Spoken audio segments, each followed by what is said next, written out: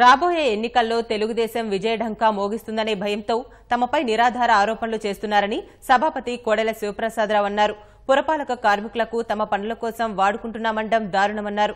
దీనిపై విమర్శలు చేస్తున్న వైకాపా నేతలు వాస్తవాలు చర్చించేందుకు సిద్దమా అని సవాల్ విసిరారు. కోటప్పకొండ అభివృద్ధికి రాష్ట్ర ప్రభుత్వం నిధులు కేటాయించిందని కోడెల చెప్పారు.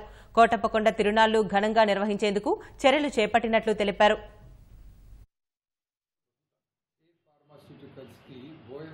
అన్న కంటి ఎన్నికల్లో తెలుగుదేశం పార్టీ ఢంకా బజాయించి 150 పైన స్థానాలు గెలుస్తుంది.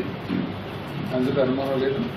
అందుకనే ఈరోజు చంద్రబాబు పైన, ఎమ్మెల్యేల పైన, పార్టీ నాయకుల పైన, చివరికి స్పీకర్ పైన నిరాధార ఆరోపణలు. 35 సంవత్సరాలు 42 సంవత్సరాలు నరసరాపేట జీవితం, వృత్తిపరంగా కానీ రాజకీయ పరంగా కానీ నిప్పులాగా బతికాను, నిప్పులాగానే బతుకుతున్నాను, నిప్పులాగానే బతుకుతాను. సేఫ్ ఫార్మాస్యూటికల్స్కి భోజనాలు అన్న క్యాంటీన్ తెప్పిస్తాను. నేను వాళ్ళతో చెప్పించాను. ఒక కాంట్రాక్ట్ ఇచ్చాము ఒక ఏజెన్సీకి, వాడు భోజనం తీసుకొస్తారు వండుకొని. 50% మేము సబ్సిడీ ఇస్తాము ఉద్యోగులకి, 50% వాళ్ళు భరిస్తారు. ఇదొకటి. కోడెల కుటుంబంలో వాళ్ళు డబ్బులు వసూలు చేస్తున్నారు అనమాట. ఎవరిని కూడా సొంత వినియోగానికి ఎప్పుడు ఉపయోగించరు.